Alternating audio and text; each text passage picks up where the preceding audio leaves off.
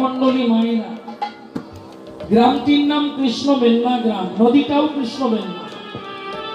আস্তে আস্তে যার কথা চৈতন্য মহাপ্রভু, আবার বলছি, অন্তলীলায় 12টা বছর গম্ভীরায় শুনেছেন, যার লেখা গ্রন্থ। আজকের আমরা বাঙালিরা রামায়ণ মহাভারত খুব ভালোবাসি, কিন্তু চৈতন্য মহাপ্রভু যদি আমাদের আদর্শ পুরুষ হয়ে থাকে, খুব মন দিয়ে শুনবেন মা, কোন গ্রন্থে, আমি বলছি না আপনারা রামায়ণ পড়বেন না, মহাভারত পড়বেন না, নিশ্চয়ই পড়বেন, এটা আমাদের ভারতবর্ষের মহাকাব্য আছে, কিন্তু কোন গ্রন্থে উল্লেখ নাই চৈতন্য মহাপ্রভু রামায়ণ মহাভারত অধ্যয়ন করেছেন। তিনি যে গ্রন্থ দুটি পড়েছেন, সেই গ্রন্থ দুটির নাম অনেকে হয়তো জানেন, কিন্তু এই গ্রন্থ দুটিই যে মহাপ্রভু ভালোবাসতেন এটা হয়তো অনেকে জানেন না। কিন্তু যারা চৈতন্য চরিতামৃত অধ্যয়ন করেছেন, গ্রন্থ ছাড়া তো চলা যাবে না, এক পাও চলা যাবে। খুব ভালো করে শুনবেন, আপনারা যে জায়গাটায় বসে আছেন এটা খুব পূর্ণ জায়গা, পূর্ণবান রাজা এই জায়গায় বসে, এটা ভক্তের আসন। কলিযুগের প্রথম হরিবাসরে এই আপনাদের আসনে বসেছিল কলিযুগের প্রথম হরিবাসরের হরি নামের শ্রোতা। কি নাম ছিল?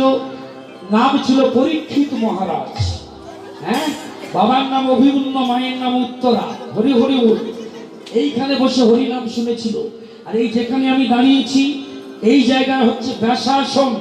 স্বয়ং ব্যাসদেব আসন পেতে দিয়েছিলেন তার নিজের পুত্র শ্রী শ্রী সুখদেব গোস্বামী।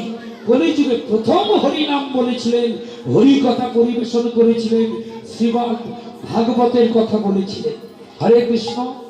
আর মহাপ্রভু চৈতন্য মহাপ্রভু তিনি যে দুটি গ্রন্থ অধ্যয়ন করতেন, সবাইকে শিখিয়ে দিয়ে গেলেন, শ্রীমদ্ ভাগবত পাঠ করো, গীতা পাঠ করো, বেদ অধ্যয়ন করো, দর্শন অধ্যয়ন করো, কিন্তু এই দুটি গ্রন্থকে ভালোবাসো। যে দুটি গ্রন্থ বীরভূম জেলাতেই লিখলো দুটি ভক্ত। একটার নাম হলো ভক্ত কবি জয়দেবের লেখা শ্রী শ্রী গীত গোবিন্দম,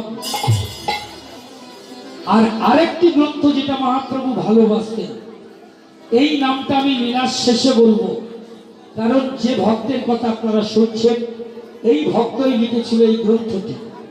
আস্তে গুলুগুলু নদে বয়ে চলেছে পতিত পাবনী কৃষ্ণ বেন্না নদী। প্রত্যেক দিন ছেলেটা স্নান করে, স্নান করে বেলপাতা তোলে, ওর ফুল তোলে, হরিতকি তোলে, রক্ত চন্দন নেয়, আর মন্দিরে গিয়ে একদিকে বাবা ভোলানাথ, অন্যদিকে মা ভবানী এই যুগলের ভজন করে। এই মন্দিরটা হচ্ছে জমিদার দুর্গাদাস মিশ্রের। এই দুর্গাদাস মিশ্র হচ্ছে জমিদার, আর তার বাড়িতে পূজা করতেন বিষ্ণু শর্মা বা বিষ্ণু ঠাকুর। এই বিষ্ণু ঠাকুরের একমাত্র ছেলে বিল্ল ঠাকুর অকালে পিতৃবিয়োগ হলো। আর পিতৃবিয়োগ হতে ছোট্টবেলায় এইটুকু বয়সে জমিদার বলেছিল, কালকে উঠের বাচ্চা, ছোট হলেও বিষ, বড় হলেও বিষ। গোগ্র সাপের বাচ্চা, বড় হলেও বিষ, ছোট হলেও বিষ। ব্রাহ্মণের সন্তান, শোনো বিল্ল, তোমার বাবা ছিল শিব ভক্ত, তাই শিবের বড় প্রিয় হচ্ছে বিল্ল, অর্থাৎ বিল্লপত্র, তাই তোমার নাম রেখেছে বিল্ল মঙ্গল। তাই শোনো বিল্ল, আমার বাড়ির শিব পূজাটা তুমি করবে।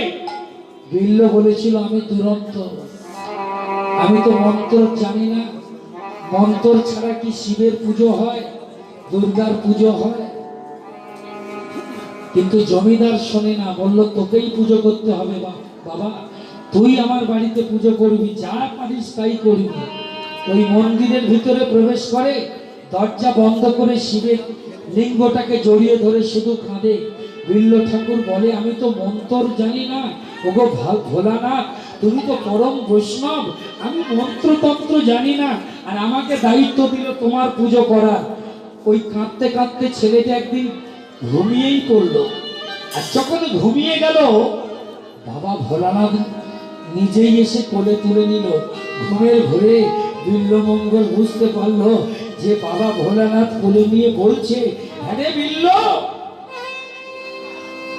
শিবের মাথায় বিল্লপত্র মাথা, বেলপাতা কি মন্ত্র জানে? বলে না। তবে সেই বেলপাতা মাথায় নিয়ে আমি আনন্দ করি কি করে? বলে ঠাকুর, ও তো পাতা আর আমি তো জাতা। ও তো পাতা আর আমি তো জাতা, আমি কি ওর মতো হতে পারবো? ওরে হতচ্ছাড়া, তুই কি মন্তর মন্তর মন্তর মন্তর করছিস? একবার 10টা বার বলতো মন্তর মন্তর মন্তর মন্তর মন। ওরে শোন, ওই মুখস্থ করা মন্ত্র দিয়ে আমার পুজো হয় না রে।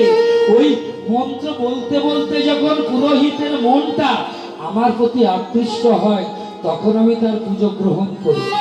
হ্যাঁ, সুতরাং তুই যেমন ভাবে সেবা দিবি, আমি তেমন ভাবে সেবা গ্রহণ করব। হরে হরে বক্ত, হরে হরে বউ। মায়েরা, এটা কি মাস চলছে? পাশেই তো বাবার মন্দির নাকি? কি মন্দির যেন? জোড়া মন্দির, কেশবেশ্বর মন্দির। দুটো পরপর না? চূড়া দুটো, মন্দির একটা না? একটাই মন্দির আপনাদের? একটাই? এই এখানে মন্দির একটা, মন্দির বাজার ওই জন্য না? হ্যাঁ, আমি 5 বছর গান করেছি। হর হর বম বম হর হর,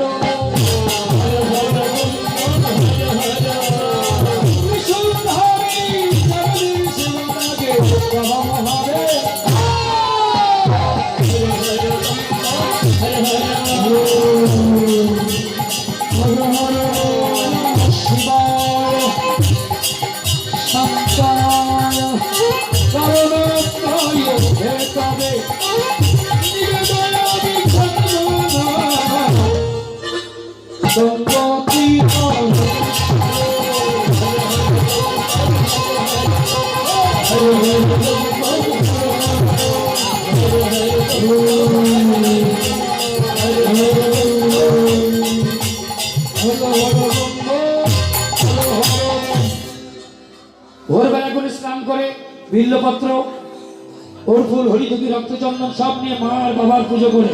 কিন্তু মায়েরা, ভক্তমণ্ডলী মায়েরা, ওই কৃষ্ণবেন্না নদীর তীরে স্নান করতে গেল একদিন ভোরবেলায়।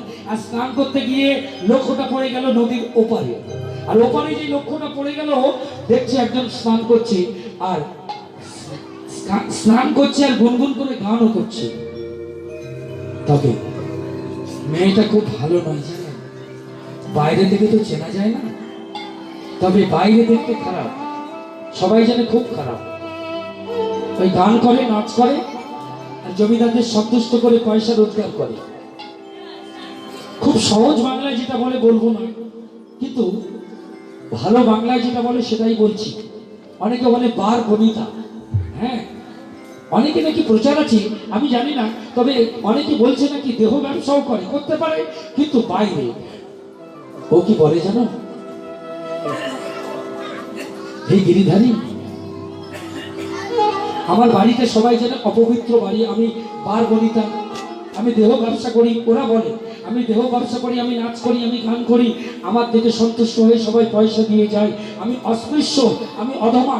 কিন্তু ঠাকুর, আমি তোমার মন্দির প্রতিষ্ঠা করেছি গোপনে, কারণ ব্রাহ্মণেরা যদি জানতে পারে আমার ঘরের অভ্যন্তরে আমি আমার গিরিধারী লালকে প্রতিষ্ঠা করেছি, তাহলে কিন্তু কেউ আমাকে পুজো করতে দেবে না। কিন্তু বিশ্বাস করে গিরিধারী লাল আমার দেহটা পাপ করে, এই দেহটা পাপ করে, কিন্তু আমার মন কোনোদিন পাপ করে না। আমার মন সবসময় তোমার চরণে পড়ে থাকে। কৃষ্ণ কেশব কৃষ্ণ কেশব সুধা মাখা হরিনাম, এই নামের সুধা যে বাকরে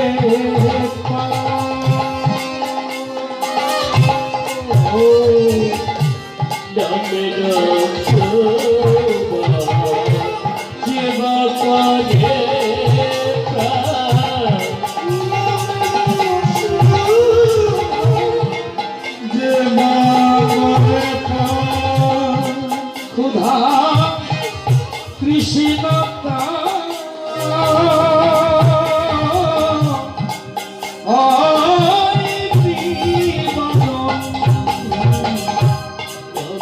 প্রাণের সুখ যে বাপারে ক্ষুধা তৃষ্ণা ক্ষুধা তৃষ্ণা হয় দুঃখ হরি হরি এসো কৃপা করি দুঃখ হরি হরি এসো কৃপা করি দুঃখ হরি হরি এসো কৃপা করি দুঃখ হরি হরি এসো কৃপা করি মরে করো পবিত্র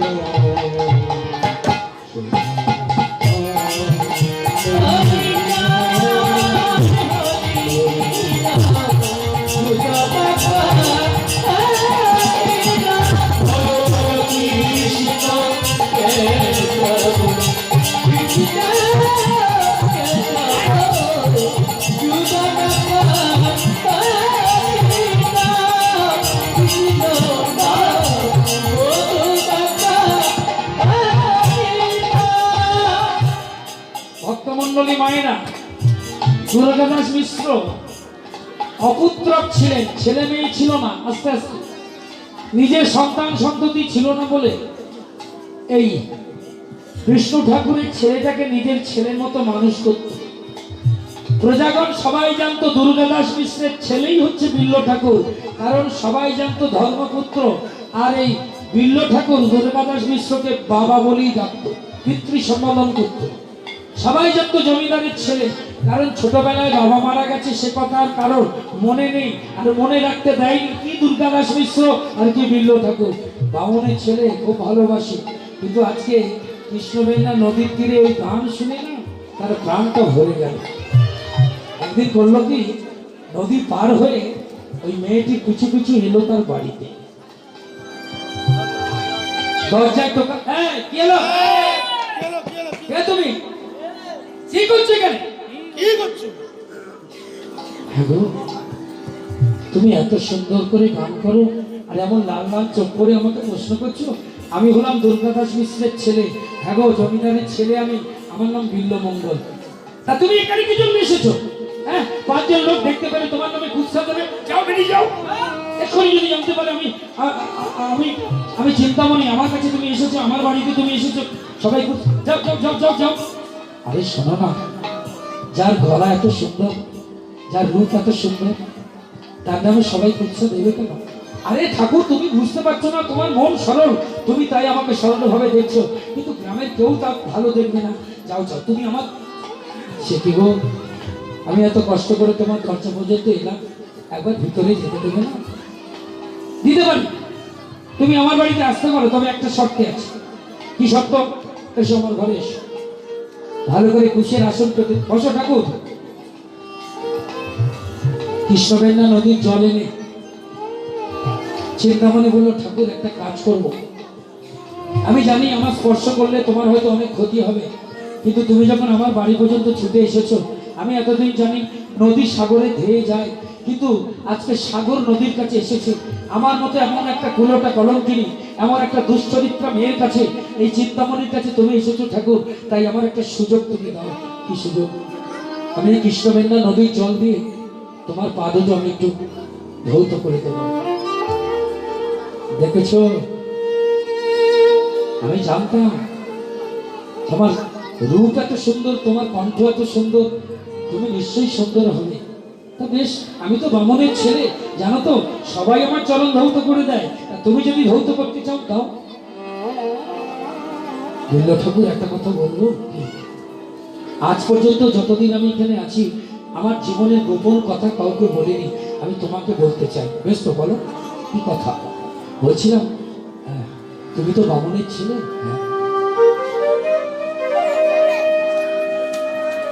আমার ঘরে একটা, তুমি কাউকে বলবে না তো? না রে বাবা, আমি বলবো না, তুমি বলো না, কি হয়েছে? শোনো না, আমার ঘরে একটা আছে। আরে কি আছে এমন তো দেখাচ্ছ, কি আছে আমার ঘরে? আমার একটা ছোট্ট গিরিধারী লাল আছে।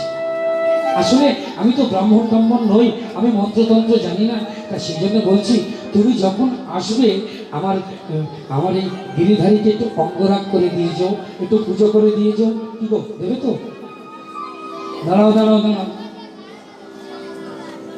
বিনা পয়সায় আমি কোনো কাজ করি না। আমাকে দিয়ে যদি তোমার গিরিধারী পুজো করাতে হয় তাহলে দক্ষিণা লাগবে। হ্যাঁ দেবো, বলো তোমার কত। আরে দাঁড়াও দাঁড়াও দাঁড়াও, আমি তোমার কাছ থেকে পয়সা নেবো না, আমি তো তোমার কাছ থেকে সোনা দানা মণিমাণিক্য নেবো না। তবে কি নেবে শোনো, আমি যখন আসবো দরজাটি বন্ধ করবে। আর শোনো, কোনো বাবু থাকলে হবে না, বাইরের কোনো লোক থাকলে হবে না। আমি যখন আসবো আমি একা, তুমি বসে থাকবে, আমি বসে থাকবো। তোমার গিরিধারী লালকে আমি অঙ্গরাগ করে দেবো, আমি পুজো করে দেবো। আর দেওয়ার পর তুমি আর আমি দুজনে ঘরের মধ্যে দরজা জানালা বন্ধ করে তুমি প্রাণ ভরে গাইবে, আর আমি প্রাণ ভরে তোমার গান শুনবো। তুমি যদি আমার দক্ষিণাটা দিতে পারো, এই শর্তে রাজি হতে পারো, তাহলে তোমার এই গিরিধারীর পুজো আমি প্রতিদিন এসে করবো। হ্যাঁ, প্রতিদিন করবো। হ্যাঁ, প্রয়োজন হলে এবেলা ওবেলা দুবেলা এসে তোমার গিরিধারীর আমি পুজো করে দিয়ে যাবো। ঠাকুর মশাই, গান তো আমার সম্পদ, আমি নিশ্চয়ই তোমার গান শোনাবো, নিশ্চয়ই শোনাবো। ভক্তমণ্ডলী মায়েরা চুরি করে চোরের মতো বিল্ল ঠাকুর যখনই সুযোগ পায় চিন্তামণির কাছে আসে।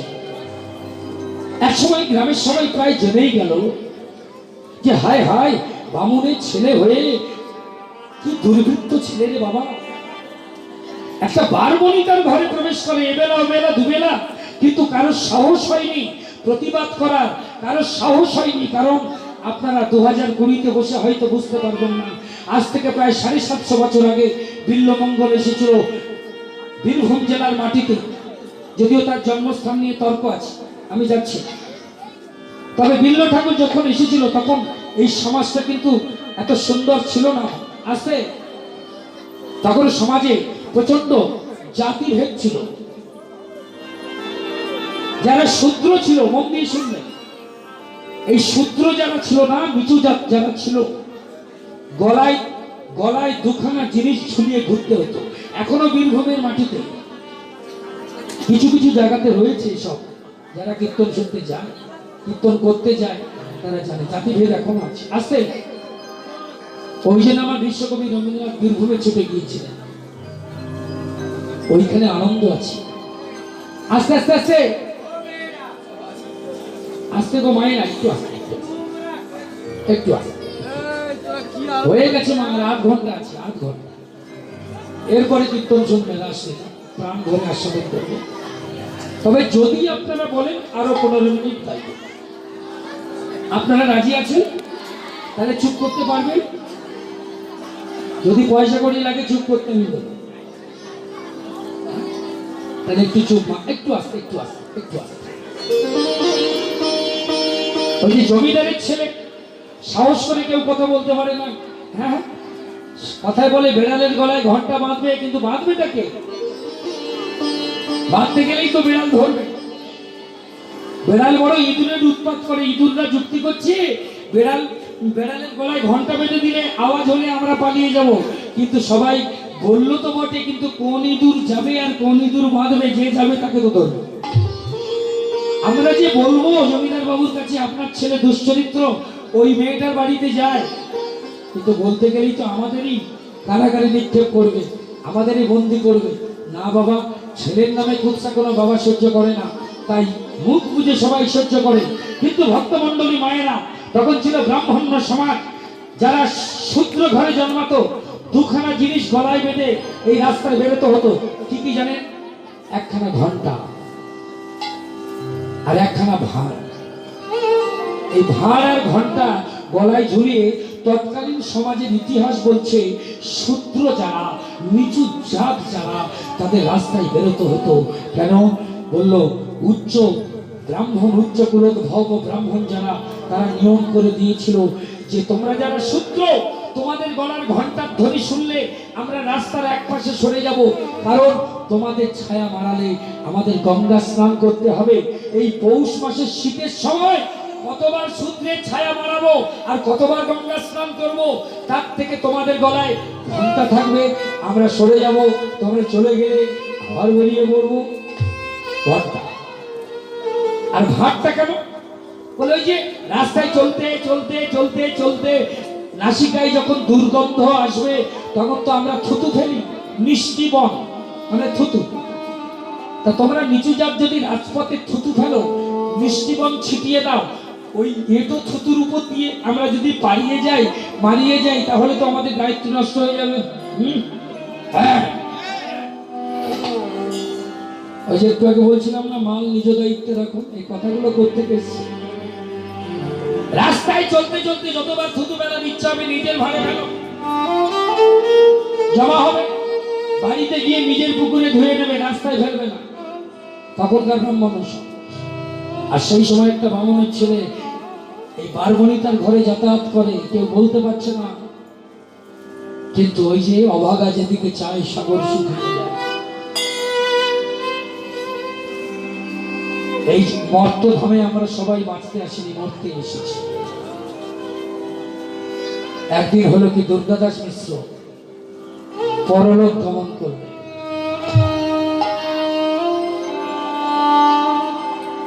সন্তান নেই তো, সন্তান বলতে তো বিল্ল ঠাকুর। বাবার ভালোবাসা বেশি পাইনি, ছোটবেলায় বাবা মারা গেছে, কিন্তু পিতৃস্নেহ যদি কাউকে বলে সেটাই দুর্গাদাস মিশ্র জমিদার দিয়েছে। তাই কান্নায় ভেঙে পড়লো বিল্ল ঠাকুর, কান্নায় ভেঙে পড়লো। গ্রামের মানুষ বললো, শোনো, এই জগৎ সংসারের নিয়ম এটা, তুমি তার পুত্র। পুত্র মায়েরা কথাটা শুনবেন, পুত্র মানে ছেলে, কিন্তু পুত্র শব্দটা কেন সৃষ্টি হয়েছে? কু আত্র, এই দুটো মিলিয়ে পুত্র। কেন? কু শব্দে পুত নরক, আর ত্র মানে ত্রাণ করা, অর্থাৎ জেনে হোক না জেনে হোক, জ্ঞানে হোক অজ্ঞানে হোক, বুঝে হোক না বুঝে হোক, সংসারে চলতে চলতে আমরা যে অপরাধ করি, সেই অপরাধের শাস্তি স্বরূপ আমাদের মৃত্যুর পর আমাদের পুত নরকে পতিত হতে হয়। আর সেই দুর্গন্ধময় কৃমিকীটে ভরা পুত নরক থেকে পুত্র এবং পুত্রী, ছেলে মেয়ে যারা পিণ্ডদানের মধ্য দিয়ে পিতামাতাকে ত্রাণ করে, পুত্র নরক থেকে ত্রাণ করে, তাই নাম পুত্র পুত্রী। তাই সবাই সব কাঁধে নিল, আর পিছনে পিছনে বিল্ল ঠাকুর চলল শ্মশানে, কৃষ্ণমেঘনা নদীর তীরে। ভক্তমণ্ডলী মায়েরা, এই জগৎ সংসারে বলুন তো আমাদের সবচেয়ে প্রিয় কে? আমাদের ছেলে মেয়ে, তাই না? অনেকে বলে স্ত্রী। আরে বাবা, বিয়েটা প্রথম যখন হয়, প্রথম খুব স্ত্রীকে ভালোবাসে, কিন্তু তারপরে ভালোবাসা ভাগ হয়, তাই না? ভাগ হয়। প্রথমে যখন বিয়ে হয় তখন স্ত্রী হয় আমাদের অর্ধাঙ্গিনী। তত্ত্বটি ভালো করে জেনে নিন মা। আমার দুটো পা, আমার স্ত্রী এসে অর্ধেক, তাহলে আমরা দুজনে মিলে একটা অঙ্গ, অর্ধাঙ্গিনী। যুক্তিটা কি? অর্ধাঙ্গিনী বলে তো, আপনাদের দেশে কি বলে? অর্ধাঙ্গিনী বলে তো। তাহলে অর্ধ অঙ্গ দুটো মিলে একটা অঙ্গ, তাহলে দুজনের কটা পা হলো? 4টে পা। এইবার যখন একটা ছেলে বা মেয়ে হলো, আরো আমাদের দুটো পা বেড়ে গেল, ও তো আমাদেরই অঙ্গ, তাই না? তাহলে কটা পা হলো? ছেলে মেয়ে দুটো আর আমাদের 4টে, কটা হলো? 8টা। এই সংসারে 6টা পা কার বলুন তো, জানেন? দেখেছেন 6টা পা ওয়ালা কেউ? 6টা পা কার আছে? পিপিলিকা, পিঁপড়ে। দেখবেন যেখানে যাক না কেন, যা কিছু খাক না কেন, যখন বাসায় ফিরে আসে না, তারা মুখে করে কিন্তু খাবার নিয়ে আসে। দেখেছেন পিঁপড়ে যারা খাবার নিয়ে আসে তো? হ্যাঁ। কেন? আমাদের যখন একটা ছেলে মেয়ে হয়ে যায়, আমরা তখন পিঁপড়ের জীবন যাপন করি। আমরা বাইরে কিছু দেখলে, ভালো মন্দ কিছু দেখলে, ঘরে বাচ্চাটার জন্য আমরা কিন্তু হাতে করে বা প্যাকেটে করে আমরা কিন্তু ঘরে নিয়ে আসি, কেন আমার বাচ্চাটা খাবে। ওই পিঁপড়ের জীবন তখন যাপন চলে। আস্তে আরেকটা ছেলে মেয়ে হলো, দুটো পা বেড়ে গেল, কটা হলো? 8টা। 8টা পা কার জানেন? এই সংসারে 8টা পা কার? মাকড়সা। মাকড়সা কি করে? নিজের লালা দিয়ে জাল তৈরি করে, আর ওই জালের একদিকে ওত পেতে বসে থাকে। যদি ভুলক্রমে তাদের খাদ্যবস্তু ওই জালে আটকে যায়, ছুটে গিয়ে তারা সেটা গ্রহণ করে। অর্থাৎ যখন দুই ছেলের বাবা মা হয়ে যাই আমরা, আত্মীয় স্বজন বাবা মা সবাই বলে, ওরে আর ঘুরে খেলে চলবে না কৃষ্ণপদ, তোর একটা ছেলে একটা মেয়ে রে, ওরা বড় হচ্ছে, মেয়েটার বিয়ে দিবি, ছেলেটার মানুষ করবি, এবার ঘুরে খেলে হবে না, ফুটবল ক্রিকেট নাটক যাত্রা করে বেড়ালে হবে না, এবার কিছু একটা কর। অর্থাৎ তুমি তোমার লালা দিয়ে, মানে যোগ্যতার লালা দিয়ে তুমি জাল বিস্তার করো। সে ব্যবসা হতে পারে, চাকরি হতে পারে, আর যা তাতে পড়বে তা নিয়ে এসে তুমি সংসার প্রতিপালন করো। হলো তত্ত্বটা বুঝে যাবে।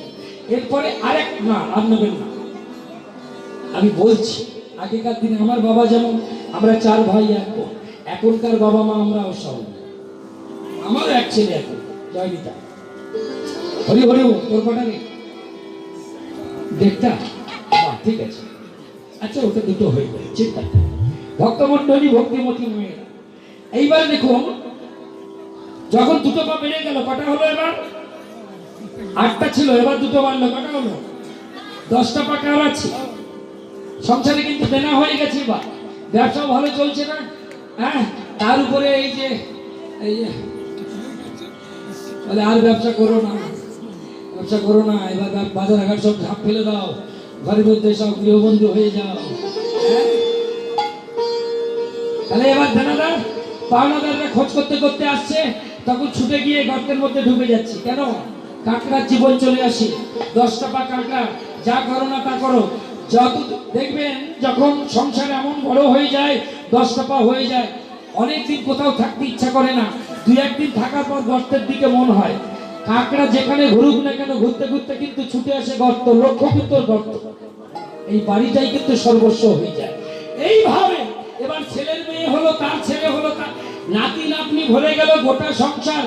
এখন আর পা গোনা যাচ্ছে না, পা গোনা যায় না, কিন্তু গায়ে হাত দিলে জড়িয়ে যায়। দাদু আর খেতেও পারে না, কোথাও যেতেও পারে না, একটু টাচ করলে ছোট 1 টাকার কয়েন, দেখেছেন? অনেক পা, অগণিত পা, গুনতে পারবেন না, কিন্তু টাচ করলে জড়িয়ে এইটুকু হয়ে। কে বলুন তো? হ্যাঁ, কেন? আর তখনই কিন্তু আমাদের জীবনের সত্যিটা আমরা বুঝতে পারি। কি সত্যি? এই হরিনামটা সত্যি, হরিনাম সত্য, আর গুরু নাম সত্য। এই বয়সে এসে তো আমরা বুঝতে পারি না, কি বাবা? হ্যাঁ, ইয়াং বেলায় খুব দৌড়াদৌড়ি করবো, হরিনাম শুনবো, কিন্তু এই যে বয়সটা চলে এলো, এইবার দেখছি আর খেতেও পাচ্ছি না, ইচ্ছা আছে খেতে পাচ্ছি না, নাতি কটকটি খাচ্ছে, নাতি ফুট করে খাচ্ছে, আমি চালাচ্ছি বলতে পারছি না। এবার বলি আর নয় বাবা, হরিনাম সত্য, গুরু নাম সত্য, সম্বল করো পথে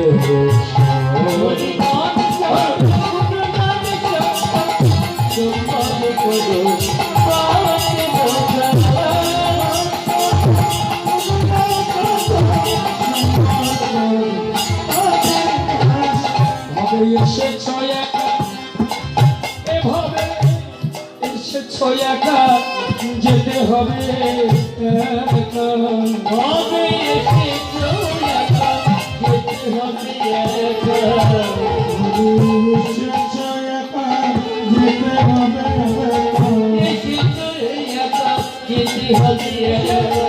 সঙ্গের সঙ্গে কেউ হবে না তোমার।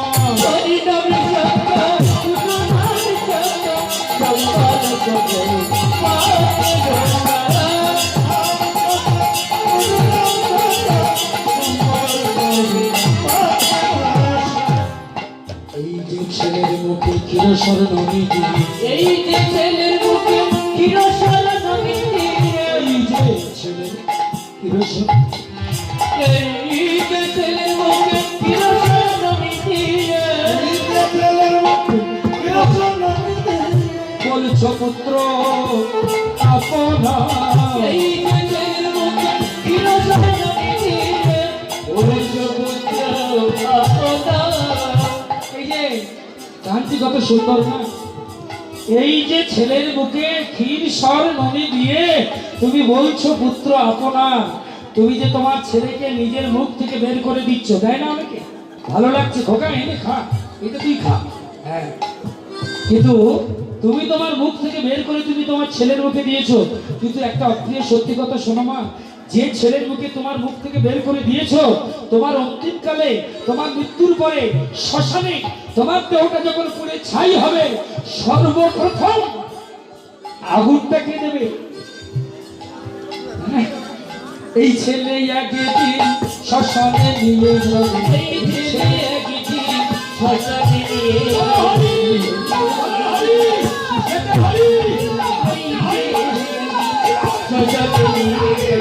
এই ছেলে একদিন শ্মশানে নিয়ে যাবে, এই ছেলে একদিন শ্মশানে নিয়ে যাবে।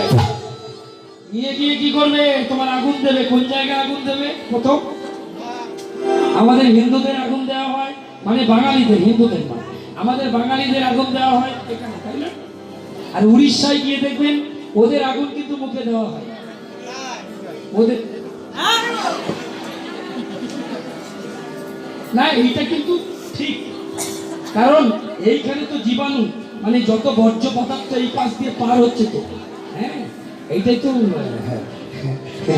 আমাদের এখানে। আমাদের এই ছেলে শ্মশানে নিয়ে যাবে, এই ছেলে শ্মশানে নিয়ে যাবে, মুখে আগুন দিয়ে, তোমার মুখে আগুন দিয়ে শুধিবে ধার।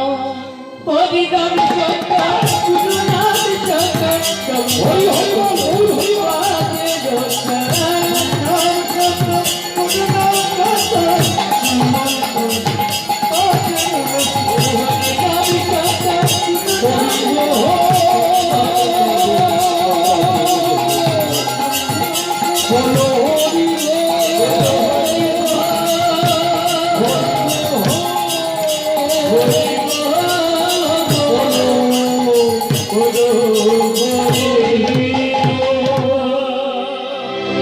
দাও দাও করে জ্বলে উঠল পিতার শ্মশান চিতায়। যখন পিতার দাহ কার্য সমাধা হলো, গলায় কাছা করলেন বিল্ল ঠাকুর।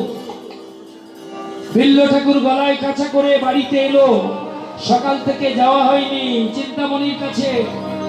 ভক্তমণ্ডলী মায়েরা যারা বলে অপরাধ নেবেন না, যারা বলে বিল্ল ঠাকুর দুশ্চরিত্র, আমি তাদের বলবো, কৃষ্ণ প্রেমের বীজ যদি অঙ্কুরিত না হয়, সে যদি সত্যি দুশ্চরিত্র হয়, সে কোনোদিন এই কলিযুগের মাটিতে কৃষ্ণ দর্শন করতে পারত না। আসলে মানুষ ভুল বুঝেছিল। সে যেত গিরিধারী লালের পুজো করতে আর ভালোবাসত চিন্তামণিকে, কিন্তু সে ভালোবাসাটা আলাদা, জাগতিক জগতের কামের ভালোবাসা নয়। চিন্তামণির রূপ আর চিন্তামণির কণ্ঠ, তার মুখের গান শুনতে ভালোবাসত বিল্ল ঠাকুর। গিরিধারী লালের পুজো করত আর চিন্তামণির গান শুনত। কিন্তু পিতার মৃত্যুর পর অন্ত্যেষ্টি ক্রিয়ার পর রাত্রিবেলায় নিজেকে আর সামাল দিতে পারছে না। মনে মনে চিন্তা করছে, আজ সারাদিন তো আমি যাইনি চিন্তামণির কাছে, কিন্তু আমাকে রাত্রিবেলায় যেতেই হবে, যেভাবে হোক আমি যাব। রাত্রি যখন গভীর হলো, ভগবান লীলাময় ভক্তের পরীক্ষা করবার জন্য দুর্যোগের সৃষ্টি করলো। ঝড় শুরু হলো, বৃষ্টি শুরু হলো, দৈব দুর্যোগ শুরু হলো। সবাই দরজা বন্ধ করে ঘরে মুখ লুকিয়ে রইল। রাতের অন্ধকারে বিল্ল ঠাকুর বেরিয়ে পড়ল। চিন্তামণি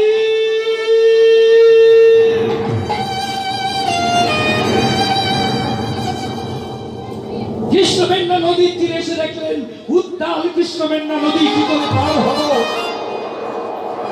কিন্তু আমাকে যেতেই হবে, প্রাণ যাই যাক, আমি চিন্তামণিকে না দেখলে বাঁচবো না। ঝাঁপ দিয়ে বললেন কৃষ্ণমেন্না নদীর চলে। সাঁতার দিতে দিতে চললো উত্তাল কৃষ্ণমেন্না নদী। কোথা চিন্তামণি বলি, ভাইয়া চলি না। চিন্তামণি চিন্তা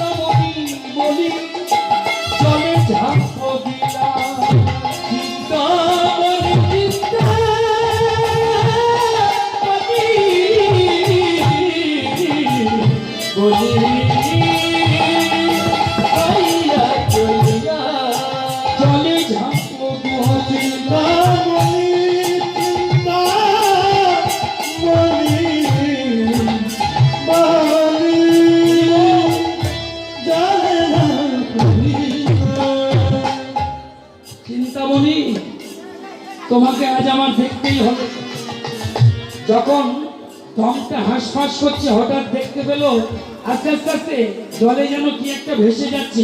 রাতের বেলা তো জড়িয়ে ধরেছে, দেখলো বেশ আশ্রয় পেয়েছে, একটু দম নেওয়ার মতো হয়েছে।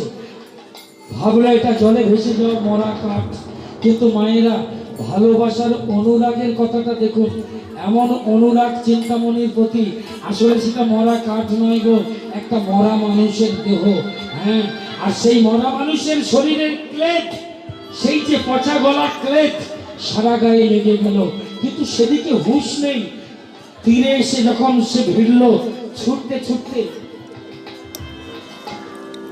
ঘন মেঘ পরিসরে রজনীতে চলে আসিয়া দাঁড়াইল বিল্ল প্রাচীর পার হইবে বলে। কোথা গেলে তুমি, কোথা গেলে চিন্তামণি, তুমি কোথা গেলে চিন্তামণি, তুমি কোথা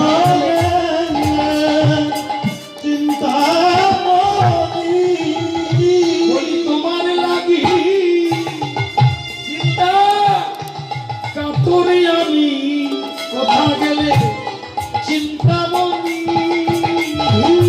তোমার লাগি কাতরে তাই তো তোমায় ভাবি দিন রজনী, তোমায় লাগি কাতরে তোমায় ভাবি দিন রজনী,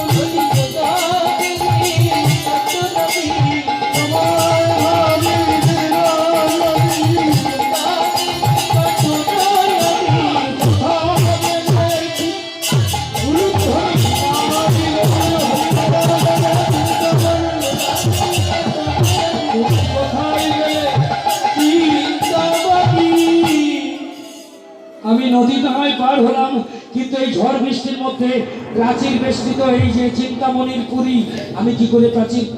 হঠাৎ দেখতে পেলেন বিদ্যুতের আলো চমকেছে, এক একটা দড়ি ঝুলছে। ওমা, প্রাচীরের ওপারে যাবে তো? দড়ি দড়ি নয়, দড়ি নয়, বিষধর সর্প গর্তের মধ্যে মুখ দিয়ে খাবার খাচ্ছিল। সর্প জাতি যখন গর্তে মুখ দেয় গো মা, তখন লেজ ধরে যতই টানুন কিছুতেই বের করতে পারবেন না।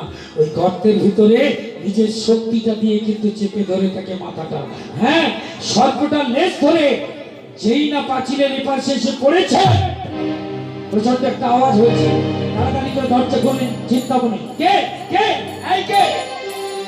প্রদীপের আলো, দূর থেকে দেখতে পেলেন কে যেন দাঁড়িয়ে আছে। কে গো তুমি? প্রাচীর পেরিয়ে এলে এই ঝড় জলে রাত্রে দুর্যোগের মধ্যে কে তুমি? ধীরে ধীরে চিন্তামণির কাছে গিয়ে বলছে, তুমি আমায় চিনতে পারোনি? এই দেখো চিন্তা, আমি আমি তোমার বিল্ল। ছি ছি ছি ছি ছি ঠাকুর,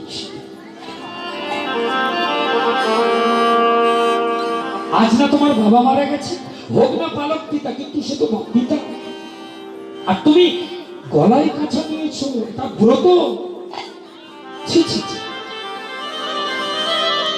তুমি আজ তুমি ভালো করো, যাও ফিরে যাও। শোনো, আমি হতে পারি দুশ্চরিত্রা, আমি হতে পারি কুলোটা, আমি হতে পারি কলঙ্কিনী, আমার নামে সবাই বলে কুৎসারটায়, কিন্তু শুনে রাখো ঠাকুর, আমি তোমায় যেমন ভালোবাসি তুমি আমায় ভালোবাসো। আমি কোনোদিন তোমার সর্বনাশ চাইবো না। তুমি আমার কাছে আসো বলে কত লোকে তোমার নামে কত কথা বলে, সব আমি চোখ বুঝে সহ্য করি। আমি কানে হাত দিয়ে সহ্য করি, কেন জানো? আমি জানি আমি তোমাকে বারণ করলেও তুমি আমাকে না দেখে থাকতে পারবে না, আমাকে না দেখে তুমি বাঁচবে না, তাই তোমাকে আমি বারণ করি না। কলঙ্কের বোঝা মাথায় নিয়ে তুমি ছুটে আসো আমার কাছে। কত জন্মের স্বীকৃতির ফলে ব্রাহ্মণ কুলে তোমার জন্ম, তবু তুমি আমার কাছে ছুটে আসো। আমি তোমাকে বারণ করতে পারি না, কিন্তু ঠাকুর অপরাধ নিও না। আজকে আমার দুয়ারে তোমার জায়গা নেই। শোনো, যখন তোমার বাবার শ্রাদ্ধ শান্তি চুকে যাবে, যেদিন তোমার বাবার শ্রাদ্ধ চুকে যাবে, সেদিন তুমি আমার কাছে এসো। তার আগে তুমি আমার কাছে এসো। বিল্লমঙ্গল ফিরে গেলেন চিন্তামণির কাছে। শয়নে বিল্ল, শয়নে চিন্তা, স্বপ্নে চিন্তা, চিন্তামণি ধ্যান। ওগো চিন্তা, আমি তোমায় ছাড়া কি করে রাখবো আমার প্রাণ? দ্বাদশ দিবস পূর্ণ হলো, অসহজ ত্যাগ হলো। যেদিন পিণ্ডদানের ক্রিয়া, দাঁতের দাঁত চেপে পড়ে রইল বিল্ল ঠাকুর। কিন্তু যেদিন শ্রাদ্ধ চুকে গেল, ভগবান মনে মনে করলো যে চিন্তামণি তোমার কথা আমি রাখবো। চিন্তামণি বলেছিল, ওগো গিরিধারী লাল, আমার জ্ঞান হওয়ার পর থেকে আমি তোমায় ভালোবেসে আসি। তোমার কাছে কোনোদিন আমি কিছু চাই না। আমি চাই এই বিল্ল ঠাকুর অন্তত একটা বছর যেন আমার কাছে না আসে, কারণ পিতৃ শ্রাদ্ধে 1 বছর পরে কাল অসৌচ ত্যাগ হয়, তবে তার ব্রত সঙ্গ হয়। আর কাল অসৌচ ত্যাগ না হলে ব্রত সঙ্গ হয় না। ও যদি আমার কাছে আসে, ওর অপরাধ হবে, তবে তুমি ওকে আমার কাছে পাঠিও না। গিরিধারী লাল বলল, চিন্তা করো না ওগো চিন্তামণি, তুমি চিন্তা করো না, আমি জগৎ চিন্তামণি। আমিও সেদিন যেমন ঝড় বৃষ্টি শুরু করেছিলাম, আজকেও তেমন করব। কিন্তু ভক্তমণ্ডলী মায়েরা, আগের দিনের মতো আজকের দিনে বিল্ল ঠাকুর পার হয়ে এলো কৃষ্ণবেন্না নদী, পেরিয়ে এলো প্রাচীর। অন্ধকার ঝড় বৃষ্টি রাতে ন্যাড়া মাথা যখন বিল্লমঙ্গল এসে দাঁড়িয়েছিল, সেদিন চিন্তামণি বলেছিল, একটা কথা বলো তো ঠাকুর, তুমি সেদিন এসেছো, আজও এসেছো, কিন্তু তুমি এই রাত্রে কি করে এলে? এত রাত্রিতে নৌকো তো নেই। চিন্তামণি, আমি একটা মরা কাঠ আশ্রয় করে এসেছি। কিন্তু তুমি যদি মরা কাঠ আশ্রয় করলে, তোমার গায়ে এত দুর্গন্ধ কেন? এ তো মরা মানুষ, চলো তো দেখি। বিল্ল ঠাকুরকে নিয়ে এসে দেখছি কৃষ্ণবেন্না নদীর তীরে একটা মরা দেহ। এইটাকে তো আমি আশ্রয় করি। ঠাকুর, তুমি ভালো করে দেখো, রাত্রিবেলা তুমি বুঝতে পারোনি এটা জলে ভেসে যাওয়া মরা কাঠ নয়, এটা একটা মরা দেহ। ছি ছি ঠাকুর, ছি। আজ তোমার বাবার শ্রাদ্ধ চুকেছে, আর আজকে তুমি ন্যাড়া মাথায় একটা মরা মানুষকে আশ্রয়। আচ্ছা, তুমি প্রাচীরটা পার হলে কি করে? বলে, সেদিনের মতো তুমি আজকেও তো দড়ি রেখেছিলে। সেদিন যেমন একটা দড়ি দিয়েছিলে, আজকেও একটা দড়ি রেখেছিলে। আমি জানি, তুমি জানো আজকে শ্রাদ্ধের দিন আমি আসবো, তাই একটা দড়ি রেখে। ঠাকুর, আমি তো দড়ি টড়ি কিছু রাখিনি, চলো তো দেখি কেমন সে দড়ি। এসে দেখছে একটা বিষধর সর্প মৃত্যু যন্ত্রণায় ছটফট করছে। ঠাকুর,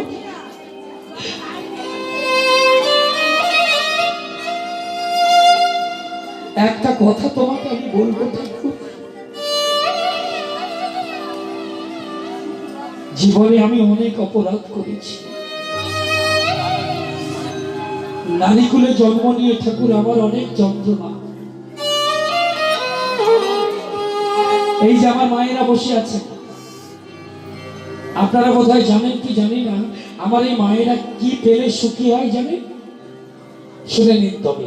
অনেকে বলে গয়না পেলে, অনেকে বলে শাড়ি পেলে, আমি বিশ্বাস করি না।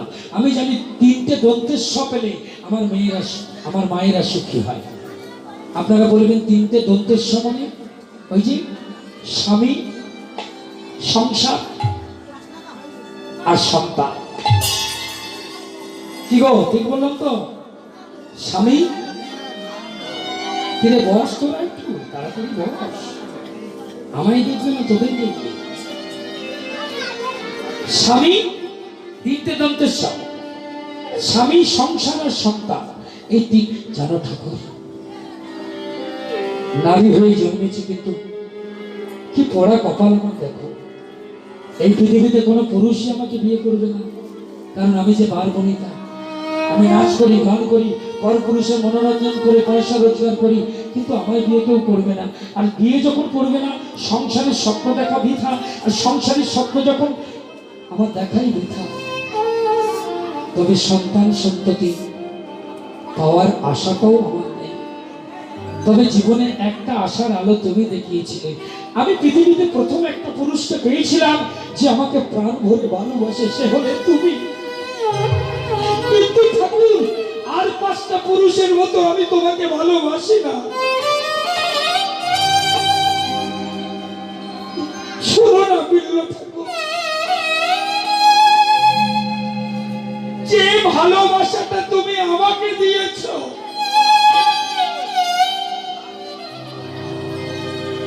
ব্রাহ্মণ কুলে জন্ম নিয়ে, সেই ভালোবাসাটা যদি তুমি বৃন্দাবনের কৃষ্ণকে দিতে পারতে, তবে তোমার এই মানুষ্য জনমটা ধন্য হতো।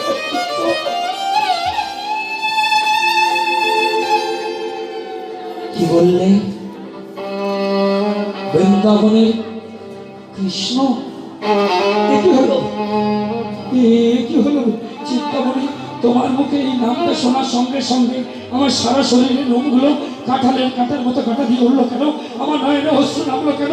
আমার সর্বঙ্গটা থরথর থরথর করে কেটে উঠলো কেন? বলো না চিন্তামণি, কোথায় বৃন্দাবন আর কোথায় কৃষ্ণ? যাবে তুমি ঠাকুর? যাবো চিন্তামণি। তুমি যখন বললে আমি বৃন্দাবনে যাবো, চিন্তামণি, বৃন্দাবনে গেলে আমি কৃষ্ণ পাবো? বলে নিশ্চয়ই পাবে। কি করে পাবো? এটা তো কলিযুগ, এখনো কি বাঁশি বাজে? এখনো কি রাধারানী আসে? এখনো কি গোষ্ঠলীলা হয়? এখন গেলে কি তাকে দেখতে পাবো? বলে হ্যাঁ গো, এখনো বাঁশি বাজে, এখনো বাঁশি বাজে, আর তার বাঁশির সুরে ময়ূর নাচে, সবই হয়। ও তার বাঁশির সুরে, ও তার বাঁশির সুরে, ও তার বাঁশির সুরে বনে বনে ময়ূর নাচে রে।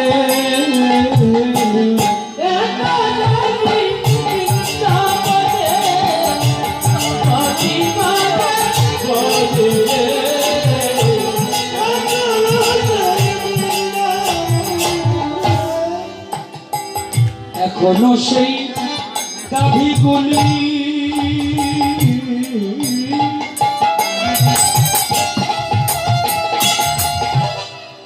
ঠাকুর, তুমি যাও যাও, এখনো হয়, এখনো গরু চড়ে, এখনো ধবলি শ্যামলি মঙ্গলি অমলি, এখনো সে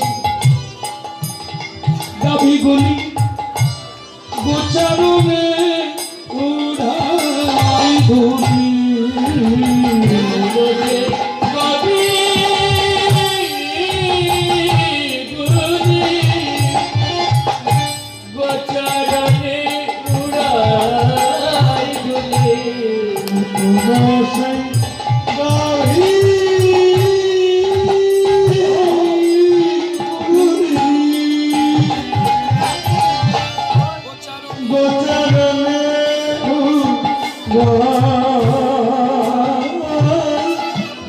এখনো সখা শোনে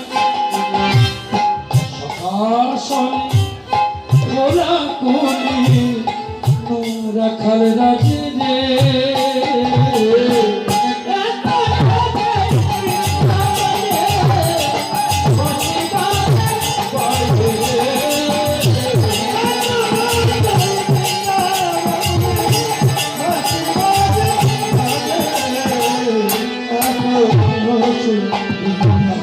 সেই রাধারানী কৃষ্ণ বক্ষ বিলাসে অষ্ট সখী শিরোমণি, অষ্ট সখী শিরোমণি,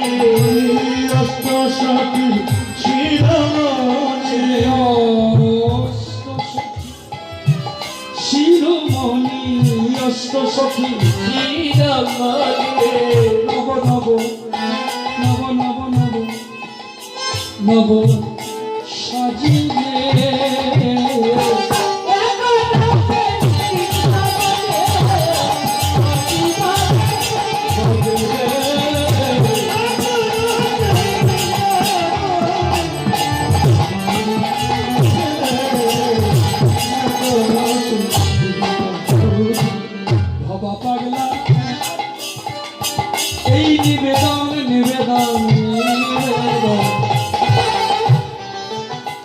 প্রভু গো যেদিন আমার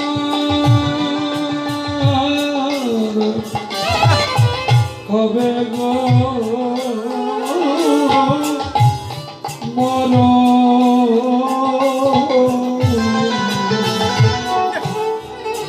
ভবে দাঁড়িয়ে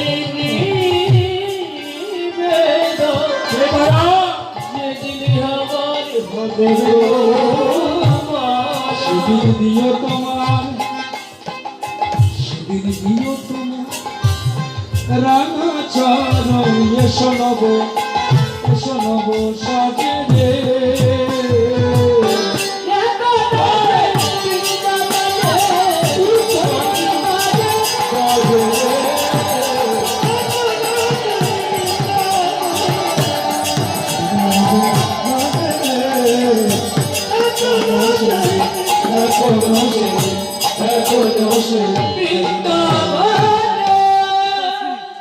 ছুটতে ছুটতে চলেছেন বিল্ল ঠাকুর, আর যখন চলেছেন অনাহারে অনিদ্রায়, কখনো ভিক্ষা পায় কখনো ভিক্ষা পায় না। ঠিক করে নিয়েছেন অযাচিত ভিক্ষাবৃত্তি মায়েরা। অযাচিত ভিক্ষা মানে কাকে বলে জানেন?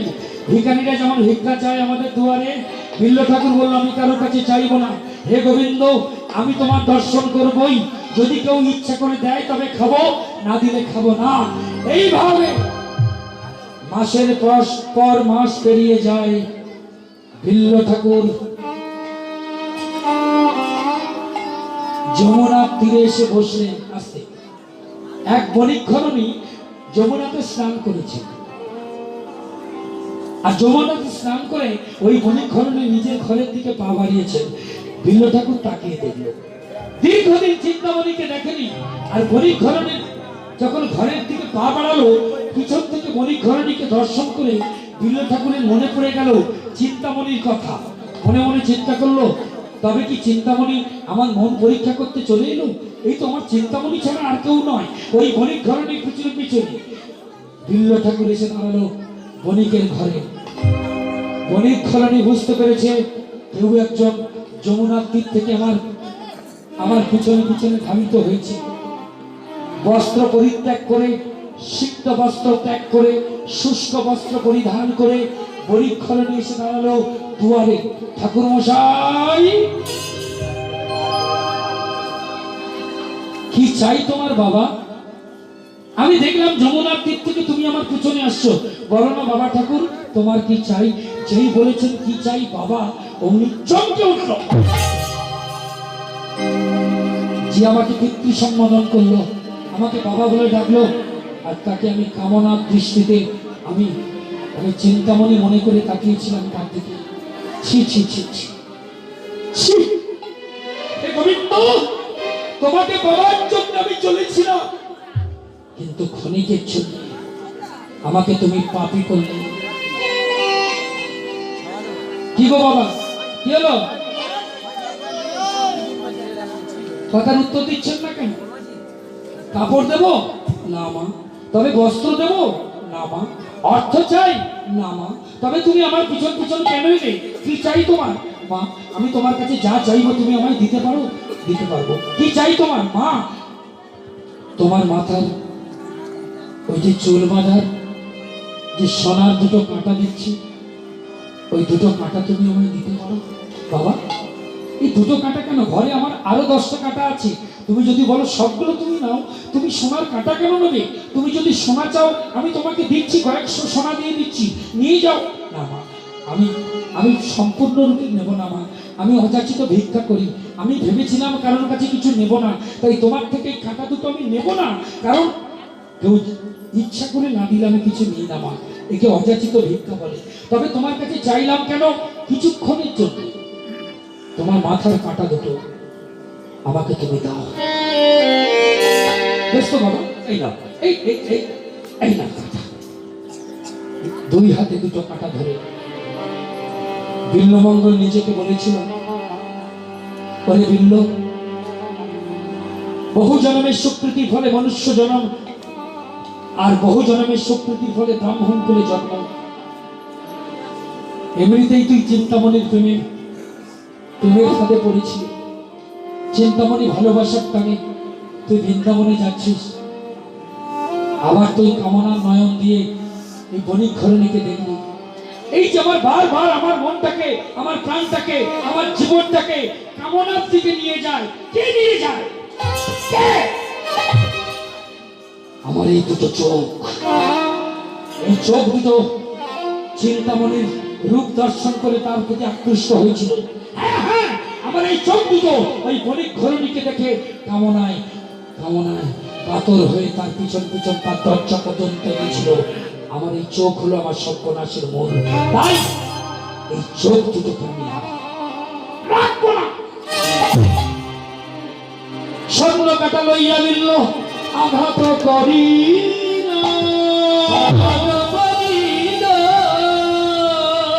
নিজ রক্তে সর্বঙ্গ ভাসিয়া যে গেল, ভাসিয়া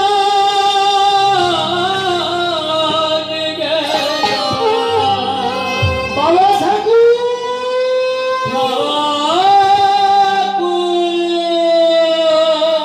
কি করলে? কি করলে বাবা ঠাকুর? তুমি কি করলে? আমার মাথার কাটা নিয়ে তুমি তোমার চোখে এমন করে আঘাত করলে কেন বাবা ঠাকুর? কি পিচকারি দিয়ে রক্ত এসে তোমার সর্বাঙ্গ ভাসিয়ে দিয়ে গেল? কেন এমন করলে বাবা ঠাকুর? মা, ওরে মা, কি জানিস, এই জীবনটাই আমার ব্যর্থ জীবন। আমি অনেক অপরাধ করেছি, আমি অনেক পাপ করেছি।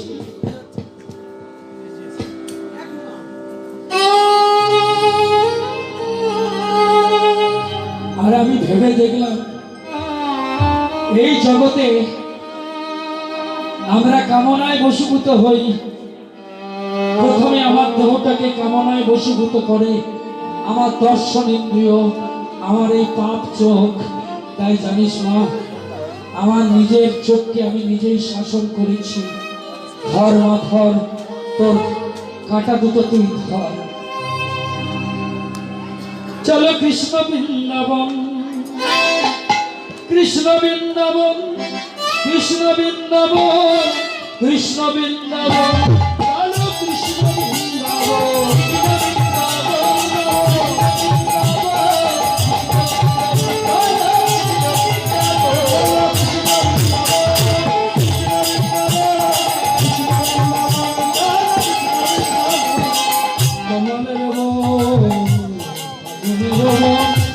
আর নিধুর নিকুঞ্জ কানন কৃষ্ণ বৃন্দাবন।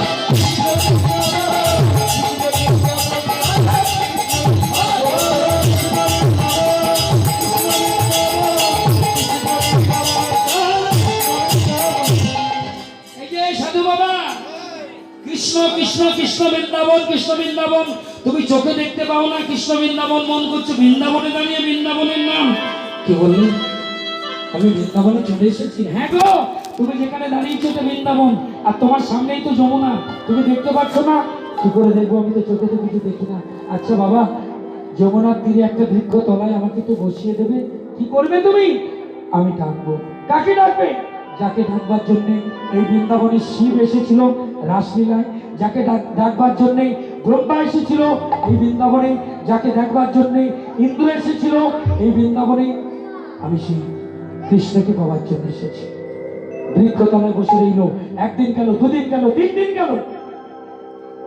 বিল্ল ঠাকুর স্থির করে নিল বৃন্দাবনে নাকি কোনোদিন কেউ না খেয়ে থাকে না। আমি দেখি আমি না খেয়ে থাকবো, আমার ভগবানকে আমি পাই কিনা। দৃষ্টিশক্তিহীন অন্ধ বিল্ল, চোখে দৃষ্টিশক্তি হারিয়ে যমুনার তীরকে সার করে শুধু কৃষ্ণ দেখা দাও, কৃষ্ণ দেখা দাও। আমি তো চোখে কিছু দেখি না। কৃষ্ণ, তুমি কোথায় আছো? তুমি দেখা দাও। এই পৃথিবীতে সব আমার কাছে অন্ধকার। আমি শুনেছি অন্ধকারের রং কালো, তুমিও কালো। কালোতে কালোতে মিতালি করে আমার মনের অজ্ঞানে তার কালোটাকে দূর করবে দেওয়ার জন্য তোমার কৃপার আলো নিয়ে আমার হৃদয় মন্দিরে তুমি একটিবার দেখা দাও। একটিবার এসো, তুমি আমায় ঠাকুর। কোকিলের মতো সুন্দর কণ্ঠ কে যেন বলে উঠলো ঠাকুর। যে কণ্ঠস্বর শুনে বিল্লমঙ্গলের সর্বাঙ্গ স্তম্ভিত হলো। ঠাকুর কে তুমি? তোমার কণ্ঠস্বরে এত সেবা কেন? ঠাকুর আমার মা বলল আজ 3 দিন তুমি নাকি এই যমুনার তীরে বসে আছো। আমার মা দিনে 3 বার যমুনাতে স্নান করতে আসে। আমার মা বলল কানাই ও কানাই, ওই একটা ঠাকুর মশাই আজ 3 দিন হলো যমুনার তীরে বসে আছে, ও বোধহয় কিছু খায়নি। তুই একটু জানা কানাই, একটু ওকে একটু দধি খাইয়ে আয়। তাই শোনো ঠাকুর, আমার মা পাঠিয়েছে দধি, তুমি খাবে? কানাই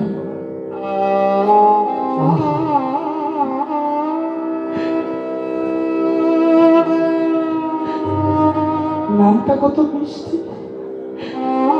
জানি না তার দধি কত মিষ্টি। ও কানাই বলো, তোমার মা পাঠিয়েছে? হ্যাঁ গো, তবে আর বলছে কি? তোমার মা আমায় দেখেছে আমি 3 দিন বসে আছি। হ্যাঁ গো, তাই তো মা পাঠালো। তুমি আমার জন্য দধি এনেছো? হ্যাঁ গো, কতবার বলবো, এই তো দধির ভার আমার হাতে। আমি কি করে জানবো? আমি তো চোখে দেখি না। তা শোনো না গো, একটিবার আমার কাছে আসো। ভগবান মনে মনে চিন্তা করছে এটাই তোমার সমস্যা। ভক্তের কাছে গেলে আমার ভয় লাগে। কবে থেকে ভয় লাগে জানো? সেই যেদিন সতী তুলসী আমার কাছে পেয়েই এমন অভিশাপ দিল, আমার শরীরটা পাথর হয়ে গেল, আমি শালকে আমি শিলা হয়ে গেলাম। সেই থেকে প্রতিজ্ঞা করেছি আমি ভক্তের থেকে অনেক দূরে থাকবো, অনেক দূরে, কৃপা করবো কিন্তু কাছে যাব না। কিন্তু এমন করে ডাকছে, না গিয়ে থাকি। কি হলো গো? এসো। হ্যাঁ এই যাই যাই যাই যাই যাই যাই। আচ্ছা ঠিক আছে, এই দধিটা ধরো। দাঁড়াও দাঁড়াও দাঁড়াও। ও কানাই, আহা নামটা কি মিষ্টি। একটা কথা বলবো কি? বলছি কি, আমি তো চোখে দেখি না। না, তুমি আমার জন্য দই এনেছো? হ্যাঁ। তোমার মা পাঠিয়েছে তাই তো? হ্যাঁ। তাহলে তুমি যখন আমার জন্য দই এনেছো, হ্যাঁ, তাহলে একটা কাজ করো না। কি? এই এই এই দধির ভাত থেকে দই নিয়ে, হ্যাঁ,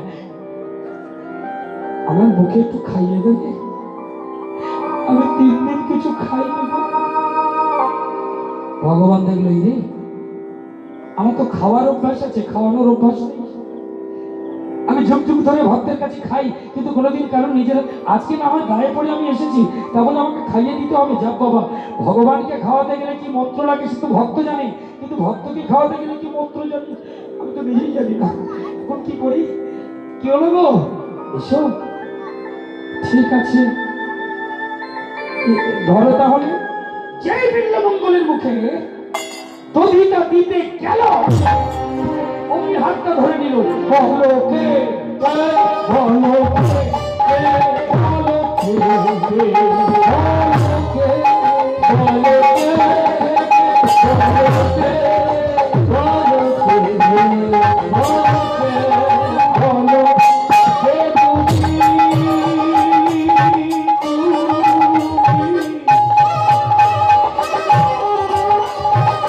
বলো বলো বলো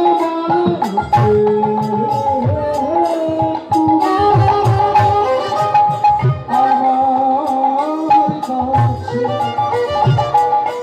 দাঁড়াইয়া